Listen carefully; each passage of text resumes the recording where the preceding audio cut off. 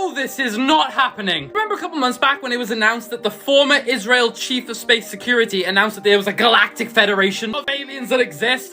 Well, update! Well, a couple of days ago, Canada's ex-defense minister announced this, that not only aliens are living among us, Mom, but also he had reports of 88 different species of aliens that humans know about. And that the species that currently walk among us are called the Nordic Blondes, which look indistinguishable from humans. Now you might think, what are the chances of that? It's got crazy. Well, I'ma just say it, the odds state that that's not impossible. Now, they've come in peace, they're not telling us how to do things. They've accepted that Earth is ours, that we choose how to run our own planet. However, there's always a however, they don't like and have expressed their discomfort with our destructive weapons, pollution, and climate change. They've given us a warning. If this shocked you, let me know if you want part 2. Elon! Okay, yep, part 3, let's go. What else could there possibly be to tell? While most of these 80 alien species are kind and don't want to rip Earth from us, there are 1 or 2 species that might be threatening, just a little. It's said that they don't particularly like our ways. Again, rude. However, we have to remember that there's 2 versus 78, so I think we're alright. Now, it's said that these beings have been visiting Earth for thousands of years, from multiple different star systems. The main ones coming from Andromeda, a galaxy which is currently on a collision course with the Milky Way, while others apparently live on one of Saturn's moons, which we've previously theorized to be life there. Turns out,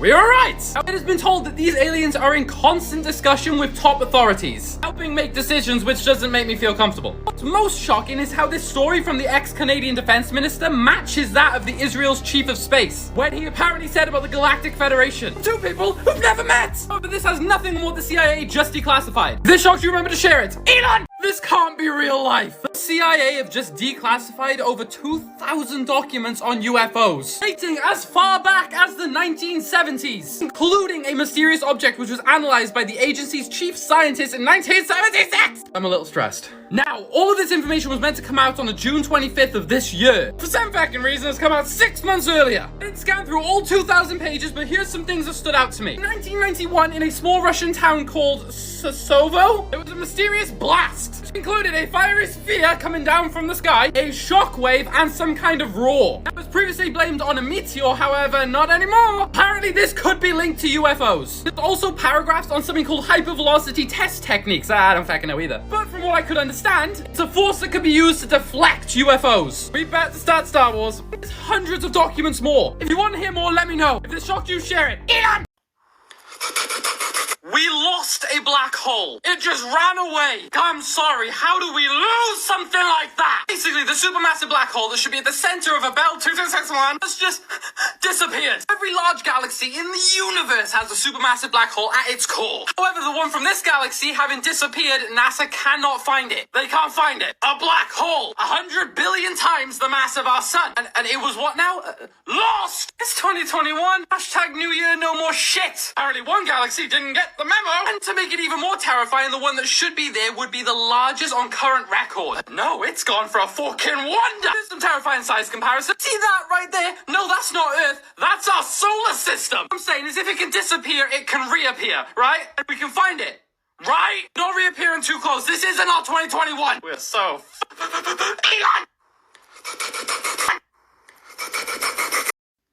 And to once again prove my very real point that Mercury retrograde is very real and it's affecting me and my technology and my software, my apps, and my communication with other people, look at the little icon here, InShot, in between DuckDuckGo and Chrome. When I'm trying to post these pictures and I can't, so I'm just going to screen record the stories I posted to my Instagram to show you guys. But look at, I go to InShot, go to photos, I try and like create, look, I'm trying to like make a video with my photos, recent, like it won't load my photos at all. No idea, but here's what's going on. Super important. Please watch this. Start from the beginning. All right, so this is a story I posted fall of last year with 26,000. Ooh, sorry. Ooh, see? I'm not even doing that. Okay. With 26,000 years to complete a revolution and 12 signs in the zodiac, it takes about 2,000-ish years on average for the sun to move through each sign. Each one of these periods is an astrological age, and a whole cycle of all 12 is known as a great year or Platonic year. Right now, we're still in the age of Pisces. This was last year when I made this post and story. Time era entrance into the age of Aquarius depends on where you draw the borders between the constellations. Now, you guys, we are definitely in the age of Aquarius right now, as you will see with my later couple stories. But what it's important to know is this only happens every 2600 years, and it's happening right now. So basically, what happens is every 26,000 years, 2600, let's just say 2600, not 26,000. Sorry. There's a cycle, and it's like the Mayan calendar, and that's what they predicted. However, it goes backwards. It actually starts with Aquarius and it ends in Pisces. So we just ended the last cycle in at the last, I guess it was the winter equinox or whatever. December 21st, 2020 was the global ascension meditation that I was talking about. This is why, you guys, this is why it's so important. Astrology is just, it's more than just like knowing your sign and reading your astrology. It's so much more than that, you guys. So every 2600 years, this cycle starts and stops, and it just ended, and it's now beginning, a new era, which is called the Golden Age or the Age of Aquarius. We just started that era. I mean, this is, you can look it up, Google it, fact check it. I'm not making this shit up, you guys. This is all very, very real. A lot of people predict this is when Armageddon is going to happen, biblical times, but I like to think of it as,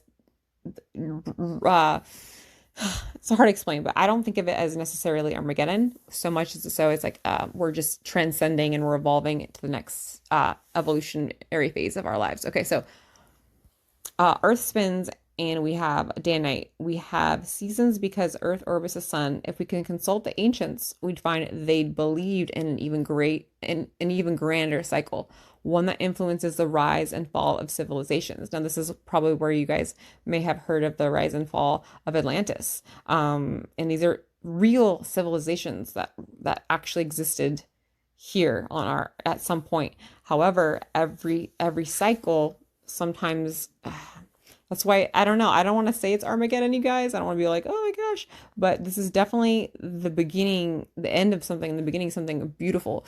And I feel like if we don't all get together on the same page, it could be the demise of our civilization. I don't know.